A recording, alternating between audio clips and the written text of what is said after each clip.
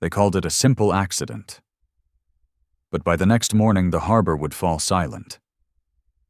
At 73, Walter Jennings had spent most of his life on the water. A quiet war veteran, he found peace aboard a wooden boat he'd built with his own hands after returning from Vietnam. That boat, Seaborn Hope, wasn't glamorous, but it was his sanctuary, a place where old ghosts couldn't reach him. One crisp morning, while moored at his usual fishing spot, a luxury yacht named Celestia came barreling around the bend. At its helm was Ryan Caldwell, a 39-year-old tech mogul more concerned with champagne than safe navigation. Walter waved, signaling his position. No one slowed. The yacht slammed into Seaborn Hope, splintering the stern. Walter barely escaped with his life. His beloved boat sank beneath the waves, along with the American flag he'd flown every day for 40 years. The crowd did nothing. The harbor police shrugged. Ryan laughed. Just an old boat. But Walter didn't argue. He simply retrieved his soaked flag from the water, pressed it to his chest, and walked away, stoic, unseen, disrespected. Until the next morning. The harbor fog parted, revealing 6 U.S. Navy ships, flags at half-mast. A rear admiral stepped ashore to honor the quiet man everyone had ignored. By noon, Walter Jennings was no longer invisible. Sometimes dignity doesn't shout. It waits until the sea remembers. He didn't raise his voice. He didn't ask for compensation. He just picked up the torn American flag and walked away. For more than 4 decades, Walter Jennings, a 73-year-old Navy veteran, had lived quietly in the seaside town of Bayport. Every morning before sunrise, he would be found out on the water aboard his hand-built wooden boat, Seaborn Hope. To the tourists, it was just an old vessel with flaking paint. But to Walter, it was a lifeline. The one place where the trauma of war couldn't follow, where the ocean's rhythm replaced the memory of gunfire and screams. Then, one Wednesday morning, everything changed. While Walter was securing his mooring line, a 600-ton luxury yacht named Celestia appeared, slicing through the harbor with careless confidence. At the helm stood Ryan Caldwell, a wealthy tech executive who had just bought the town's largest beachfront estate. Ignoring Walter's signals, the yacht plowed directly into Seaborn Hope, shattering the stern. Walter dove onto the dock just in time. His boat, his refuge, was reduced to driftwood. The American flag he flew each day was torn from the mast, sinking into the churned waters. No one helped. Bystanders recorded videos. A harbor security officer gave Walter a clipboard and said he'd need to file a report. Ryan, sipping champagne, smirked from the deck. "It's just an old fishing tub. Time to upgrade, old-timer." Walter didn't speak. He limped to the water's edge, retrieved the soaked flag, and cradled it to his chest like a fallen comrade. That moment, drenched in quiet dignity, went unnoticed by most. The video uploaded online later that day was mockingly titled, "Boomer Boat Gets Crushed." By nightfall, the boat was gone. The wreck cleared, people moved on, but Walter hadn't. He sat alone in his kitchen that evening, his logbook open to a new entry. First day without Seaborn Hope. No condolences offered. But I can still hear the water calling. The next morning, the town awoke to fog rolling thick across the harbor. Walter, coffee in hand, watched from his porch. Then, the distant echo of a foghorn. 3 long blasts. His instincts stirred. It was the naval signal for large vessels entering port. Through the mist emerged 6 U.S. Navy ships, moving in formation with solemn grace. No fanfare, no announcements. Each flew the American flag at half-mast. Shopkeepers locked their doors. Locals gathered at the waterfront in silence. Children clutched their parents' hands. No one knew why they were here, but Walter did. On the lead destroyer, stood Rear Admiral Stephen Nash, dressed in ceremonial whites, a folded American flag in his gloved hands. He stepped ashore and addressed the town. 43 years ago, he said, Chief Petty Officer Walter Jennings saved 128 lives aboard the USS Portland, sealing a flooded compartment during a storm in the South China Sea. He suffered burns over 60% of his body, but refused the Navy Cross. He asked only that we care for those who didn't make it home. The crowd turned to Walter, finally seeing him for who he truly was.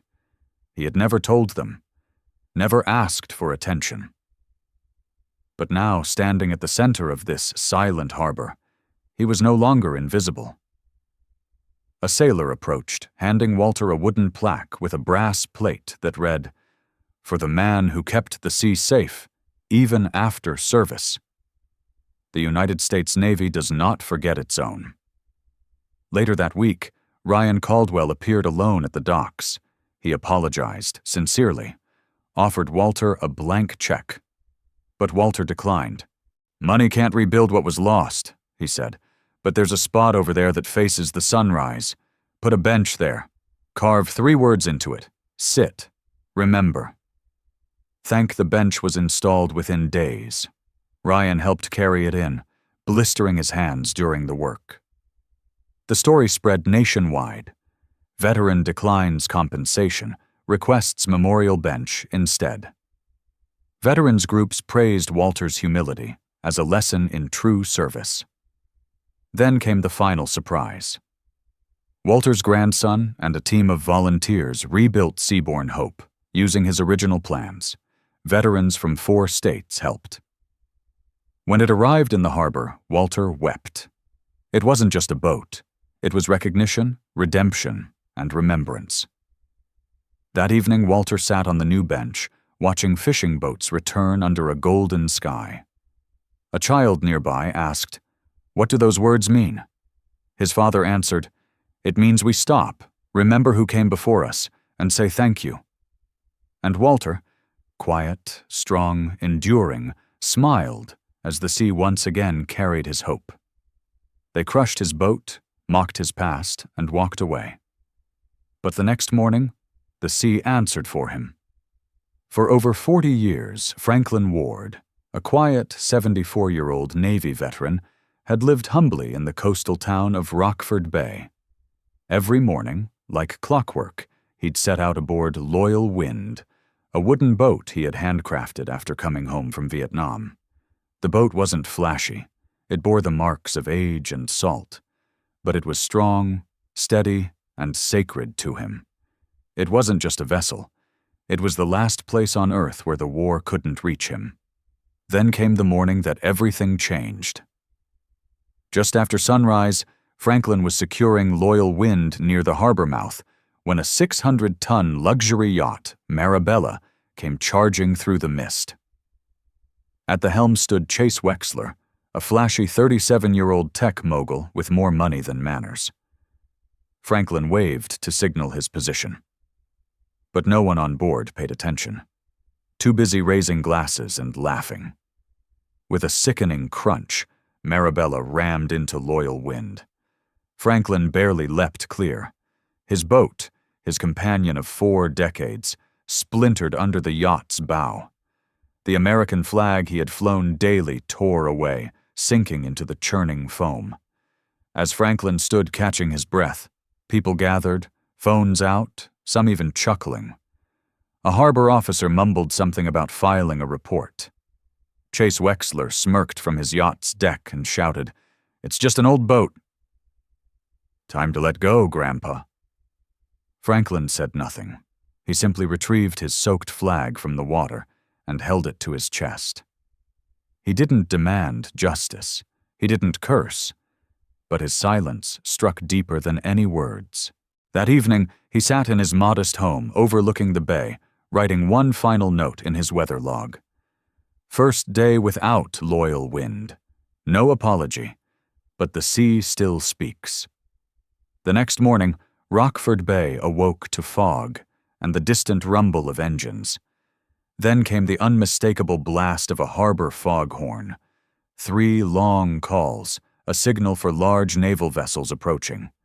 From the mist emerged 6 U.S. Navy ships, moving in perfect formation, flags lowered to half-mast. No announcement had been made. No parade was planned. The town stood frozen, watching as these silent giants glided toward shore. At the front was Rear Admiral Daniel Brooks, in full-dress whites, holding a folded American flag in gloved hands.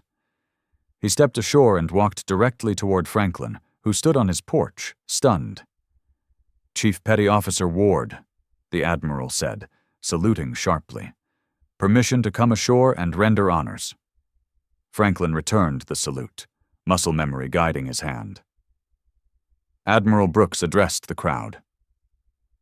45 years ago, this man saved over 100 lives during a shipboard fire in the Pacific.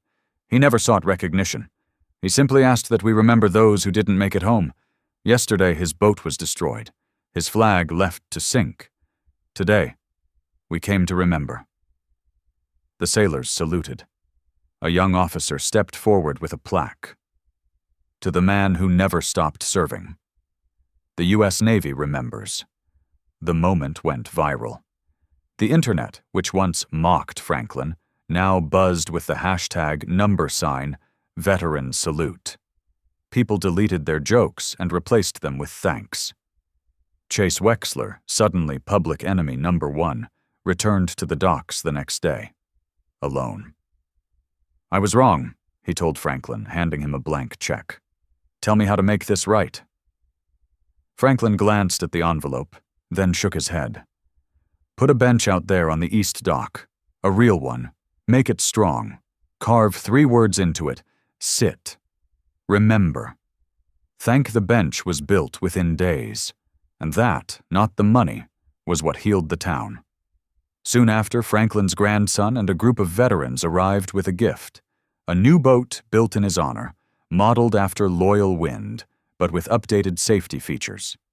Its name? Freedom's Echo. That evening, Franklin stood at the bow, a new flag snapping in the breeze. He looked out at the horizon, not with bitterness, but with quiet fulfillment. The sea had not forgotten, and neither had his country.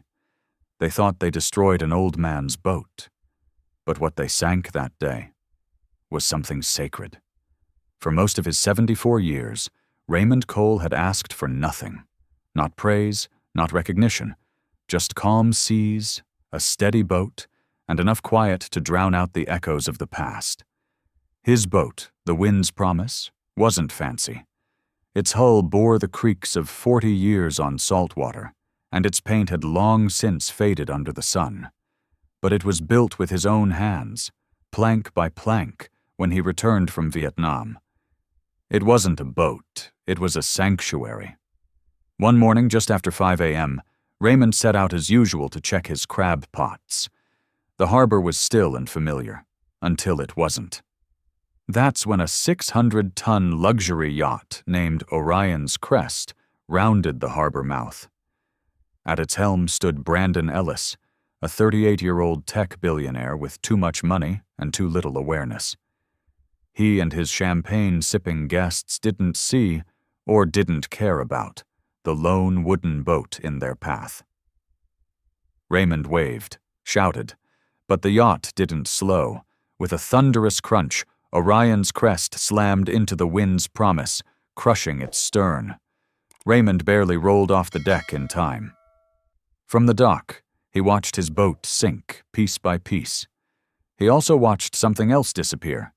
The American flag he had flown from the mast every day since 1983, now torn and floating in the foam. Someone laughed. Phones came out. A harbor officer muttered about filing a report. Ellis called down from the yacht's deck. "It's just a fishing boat. Get over it." Raymond didn't speak. He walked to the edge, bent down, and pulled the soaked, tattered flag from the water. He held it to his chest as if it were a wounded friend. Then he turned, back straight, and walked home. That night, no reporters came. No one asked questions. Social media joked about some old guy who lost his tub. But Raymond's house, perched quietly above the bay, remained lit. Inside, he opened an old wooden chest containing memories no one knew he still kept, photographs of fallen brothers, citations yellowed with age, and a second American flag, still crisp, presented to him when he retired. He didn't want revenge. He didn't want pity. He wanted respect. The next morning, the fog was thick across Rockport Bay. The sun barely broke through as Raymond sat on his porch, coffee in hand, watching. Then came the sound, a deep foghorn. 3 long blasts. From the mist, 6 Navy ships emerged, moving slowly, precisely. Not a parade, not a ceremony, just a quiet statement. We have not forgotten. The townspeople gathered. Shopkeepers closed early. Children clutched their parents. No one spoke. Then Rear Admiral Charles Munro stepped ashore. In his hands was a folded American flag. His dress whites were immaculate. His voice, when he spoke, cut through the hush. 40 years ago, Chief Petty Officer Raymond Cole saved 128 sailors during a fire aboard the USS Pioneer. He took burns to 60% of his body but refused recognition. Yesterday, his boat, a symbol of his service and recovery, was destroyed. No apology, no dignity. We're here to change that. He turned to Raymond. Permission to come ashore and render honors, Chief? Raymond, stunned but steady, replied, Permission granted, Admiral. The color guard saluted. A plaque was presented. For the man who kept the sea safe, even in silence. Suddenly, the old man who had been ignored by the town was surrounded by hands extended in gratitude. Veterans stepped forward. Children asked questions. Even local officials offered apologies. But most surprising came later. Brandon Ellis returned. This time alone. No entourage, no arrogance. I was wrong, he said. I can't undo what I did, but tell me how to make this right. Raymond paused, then said simply, Out on the East Pier, put a bench. Solid oak. Carve 3 words in bronze. Sit. Remember. Thank Ellis fulfilled the request, and worked alongside volunteers installing the bench with his own hands. A week later, Raymond's grandson and dozens of veterans surprised him with a rebuilt version of The Wind's Promise, made from his old designs. Its name, etched in polished wood, Wind's Return. That evening, Raymond took the helm again. A fresh flag flew high. A new boat, same mission, to live with dignity and pass on what matters. He didn't raise his voice. He didn't beg for justice. But the sea and the nation remembered him. They thought they destroyed a boat. But what they shattered was something far deeper, a bond between a sailor and the sea. For over 4 decades, Harold Beckett, a soft-spoken Navy veteran in his mid-70s, spent his mornings out on the water. His vessel, the Liberty Belle, wasn't flashy, just a weathered wooden boat he had built with his own hands after returning from Vietnam. To outsiders, it looked old and outdated. But to Harold, it was everything. Peace, memory, and meaning. He didn't need much, just calm waters and the quiet of early dawn. He recorded the weather in a notebook, tracked the tide, and occasionally shared stories with passing fishermen. He never spoke of the war, never asked for recognition. He just sailed. Then one morning, that peace was shattered. As Harold secured his usual spot in the harbor, a massive luxury yacht named Azure Majesty barreled into view. On board was Derek Langston, a 38-year-old tech mogul who had recently bought up half the town's coastline. The yacht was loud, opulent, and indifferent. Harold waved, signaling his location, but Langston and his guests laughed, toasting mimosas as they plowed ahead. The Liberty Belle didn't stand a chance. The yacht collided with full force, splintering the boat in 2. Harold jumped to the dock, just barely escaping. As the remains of his boat sank into the harbor, the American flag he'd flown for 40 years tore loose and floated in the water like a fallen soldier. Nobody helped. The harbor guard stood by, clipboard in hand. Derek Langston smirked and said, "It was just an old fishing boat. Let it go." Harold said nothing. He limped to the water's edge, pulled the soaked flag from the foam, and held it to his chest. Then he turned and walked away, shoulders straight, face calm. His silence echoed louder than any protest could. That evening, Harold sat alone at his kitchen table, flipping through faded photographs, service medals, and the original plans for the Liberty Bell. He didn't want pity, didn't want a lawsuit. He wanted dignity, and maybe just a little remembrance. But the next morning, the town awoke to something unexpected. Thick fog hugged the harbor. Then came the sound. 3 long blasts of a foghorn, the unmistakable call of incoming Navy ships. Through the mist came 6 U.S. Navy vessels, moving slowly, silently. Each flew the flag at half-mast. The townspeople gathered. Stores closed early. Children stood quietly beside their parents. No one knew why the Navy had come. Then, from the lead ship, Rear Admiral Preston Hale stepped ashore, followed by a ceremonial color guard. In his gloved hands, he held a folded American flag. He addressed the crowd with calm reverence. 43 years ago, Chief Petty Officer Harold Beckett saved over 100 sailors aboard the USS Endurance. He never spoke of it, never sought medals. But yesterday, something sacred to him was lost, publicly and without honor. Admiral Hale turned to Harold. "Permission to come ashore and render honors, Chief?" Harold nodded. "Permission granted, Admiral." Sailors saluted. The crowd stood in silence. A wooden plaque was presented bearing the words, "To the man who never stopped serving." Later that day, Langston returned to the dock, alone. His usual bravado was gone. "I didn't know who you were," he said. "And even if I had, I should have acted differently. Tell me how to fix this." Harold thought for a moment. "Build a bench," he said, "right where the Liberty Bell used to dock. Solid wood. Face it toward the sunrise. Carve 3 words, sit, remember, thank. That's all." And so it was done.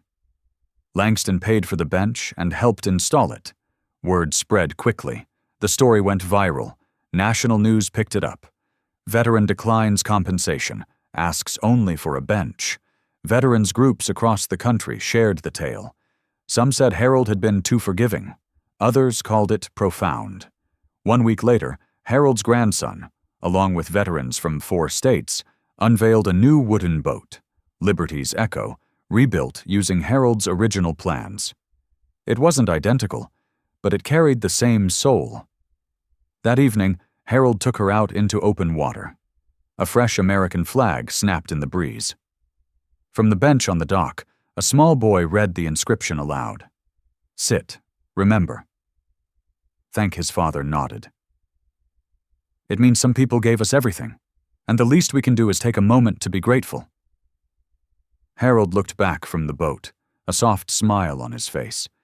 He hadn't sought justice, but somehow the sea had given it to him anyway. He didn't curse. He didn't demand justice. But when the Navy showed up the next morning, the whole town finally stood still. For over 4 decades, Eugene Gene Harris, a retired Navy chief, began each morning with the sea. His small coastal town had changed. Tourist shops replaced tackle stores, and condos loomed where old fishing shacks once stood. But Gene remained. His boat, the Seafarer, weathered and worn, was a relic of another time. Built by his own hands after he returned from Vietnam, the boat wasn't just wood and nails. It was memory, therapy, and faith all wrapped in one vessel. Each morning Gene would rise before dawn, push off from his dock, and watch the world come alive from the water. He didn't talk much about the war. He didn't need to. The sea listened better than most people ever could. Then came the morning the seafarer was lost. Gene had just finished tying off when he heard the roar of oversized engines. A 600-ton luxury yacht named Silver Dominion barreled into the harbor. At the helm was Connor Bellamy, a tech entrepreneur recently dubbed the savior of the shoreline for investing in local real estate. Bellamy had no time for slow craft or sea courtesy. He was celebrating, loudly, with guests and champagne flutes in hand. Gene waved frantically to signal his position, but the yacht didn't slow. It tore through the harbor, splitting the seafarer apart in seconds. Gene barely scrambled to the dock, bruised and shaken. He watched as his boat, his sanctuary, disappeared beneath the wake. Floating in the wreckage was the American flag Gene had flown every day since 1981. Torn and waterlogged, it drifted silently away. Nobody intervened. Bellamy smirked from the upper deck and shouted, "It's just a boat, old man. Everything has an expiration date." Gene didn't respond. He limped to the dock's edge, reached down, and pulled the flag from the water. Holding it tight to his chest, he turned his back to the gawkers and walked home, dignified but visibly aching. That evening, no officials came. No reporters knocked.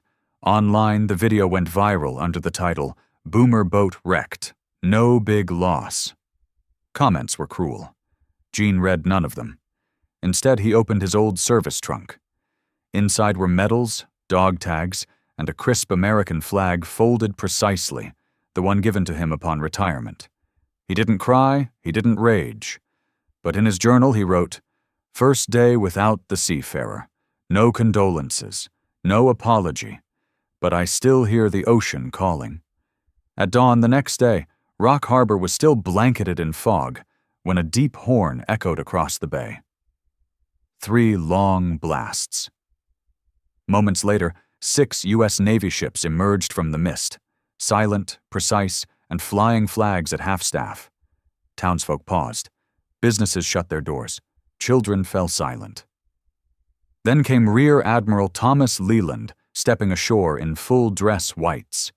In his hands, he held a perfectly folded flag. Behind him stood sailors at attention, and a color guard bearing arms. Leland spoke not just to Gene, but to the town.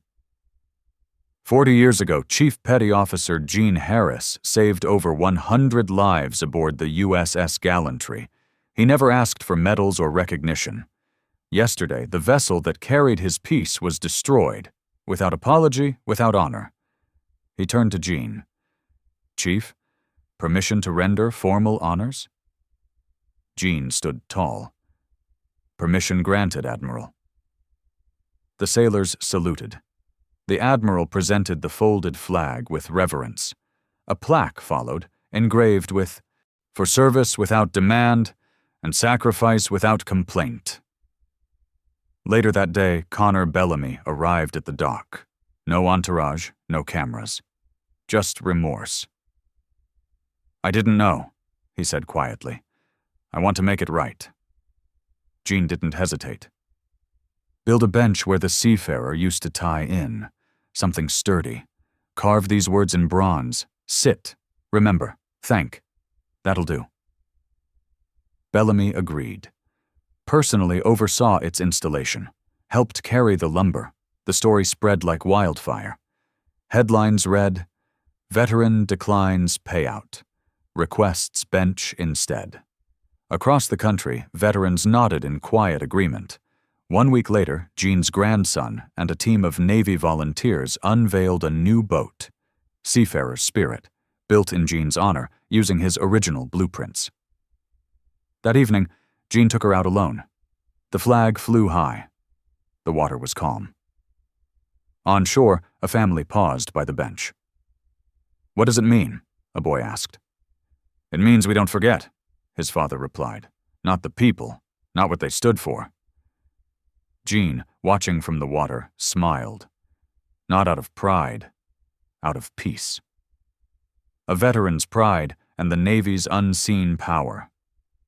In the quiet town of Maple Bay, where the coastline met the sky in a breathtaking embrace, lived Walter "Walt" Hayes, a retired Navy veteran who had spent more years serving his country than most people in town had spent living there.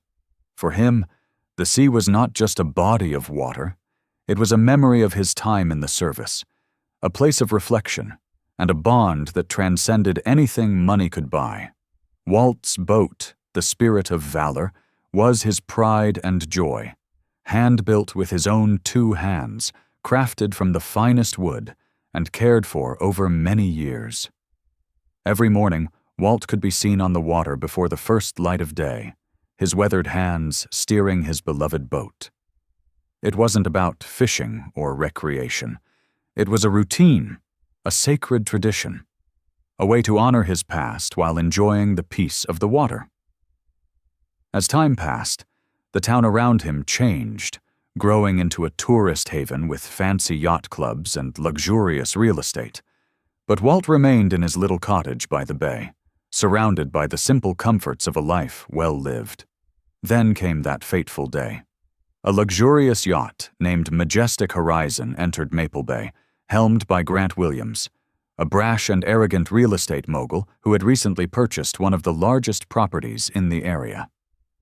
Grant, accustomed to the power that his wealth provided, had no respect for the small-town traditions and the people who had lived there for generations. His ship, gleaming and massive, cut through the water with ease, causing ripples that disturbed the peaceful bay. As the Majestic Horizon approached the marina, Walt, seeing the ship's massive wake, tried to maneuver his boat out of the way. He knew the yacht was coming too fast and too recklessly. It didn't slow down. In fact, it sped up, creating a large, destructive wake that sent Spirit of Valor crashing into the pier with a terrifying sound. Walt barely managed to scramble off the boat as the yacht passed by, its passengers laughing and oblivious to the destruction they had caused. The damage to the boat was catastrophic. The wooden hull that Walt had painstakingly cared for, the sails that had been stitched with love, the boat that had seen him through years of good times and bad, was now beyond repair. The Majestic Horizon never stopped. Grant Williams didn't even glance back. Walt stood on the dock, heartbroken and motionless, staring at the wreckage of his boat. He went home that day with nothing more than the tattered American flag he'd kept on the boat for decades. He didn't cry, didn't scream. He simply wrote down in his journal, "It's just a boat," but it meant everything. The next day, however, something incredible happened. At dawn, a powerful horn echoed through Maple Bay. 3 Navy ships appeared in the distance, cutting through the mist as though summoned by the very winds. The sight was not a common one in the small town. The ships, accompanied by a powerful flotilla, moved gracefully toward the dock, their Navy flags proudly displayed against the backdrop of the morning sky. At the front of the ships was Rear Admiral Samuel T. Parker, a man who had known Walt from his days in service. He stood tall, his face filled with determination as the ships made their way to the bay. The crowd gathered in stunned silence as the Admiral and his officers disembarked, their uniforms crisp and sharp, their expressions stoic. The Admiral approached Walt. "Walt, we don't forget men like you," he said, his voice firm, yet filled with respect. "Your service to this country has earned more than just our admiration. It's earned our honor." Walt stood frozen, not knowing how to respond. The Admiral presented him with a new flag, freshly folded, and handed it over with great reverence. Behind the Admiral, the sailors stood at attention, saluting the man who had once fought for his country on the front lines. "Yesterday your boat was lost," Admiral Parker continued, "but today we honor you and the legacy you've left behind." The crowd, once whispering about the situation, now stood completely still. Even the local dignitaries who had ignored Walt's presence for years watched with awe as the Navy paid tribute to the veteran whose life was defined not by the wealth he had, but by the service he had given. Walt, who had once been invisible to the flashy newcomers like Grant Williams, was now seen and revered by the very people who had ignored his sacrifice. "I don't need anything but respect," Walt replied quietly, his voice choked but steady. "But I do appreciate this more than you know." The Navy ships stayed for several hours, their crew cleaning up the harbor, ensuring that no remnants of the wreckage remained. But the most profound part of the visit came not from the sailors' hard work, but from the realization that the Navy had come to stand with Walt, not because they had to, but because they knew the value of what he had given and the price he had paid. As the ships departed, Grant Williams arrived at the docks. He had heard about the Navy's visit and was now regretting his actions. He approached Walt with an apology, something he rarely did. "I was wrong," Grant admitted, his voice sincere. "I didn't understand what you meant to this town or to this country." Walt didn't say much in return. He simply nodded, knowing that the apology was a step forward, but that the real restitution had already come with the Navy's presence. Walt returned to the water on a new boat, one gifted to him by his old Navy comrades. As he set sail that morning, the sun was just rising over the horizon, and for the first time in a long while, the bay felt peaceful again. They destroyed his boat and called it Progress, but the next morning, the Navy gave the town a lesson in respect. For decades, Harold "Hal" Benson, a soft-spoken 76-year-old Navy veteran, had spent his mornings on the water aboard the Morning Light, a hand-built wooden boat that had carried him through the storms of war and the stillness of retirement. To others, it was just a faded vessel. But to Hal, it was a piece of his soul. Then, one morning, a luxury yacht owned by an arrogant tech CEO, Brandon Ellis, tore through the harbor like it owned the ocean. The wake smashed Hal's boat to pieces. As the Morning Light sank, so did the flag Hal had flown every day for 40 years. No apology, no help. Just laughter and a cruel joke. "Get over it, old man." But Hal didn't protest. He simply retrieved the soaked flag and walked away. The next morning, the town awoke to a different kind of silence. 6 Navy ships appeared through the fog. A rear admiral stepped ashore and rendered full military honors to Hal, recognizing a sacrifice long ignored. Hal asked for no money, just a bench on the pier engraved with "Sit, Remember, Thank." Sometimes the loudest voice is the one that says nothing, but stands tall anyway. In a world chasing status, true honor whispers and waits for those who still know how to listen. Have you ever witnessed quiet dignity like Hal's? Tell us in the comments. Someone needs to read it. And if you believe respect doesn't fade with age, hit subscribe. These are the stories worth keeping.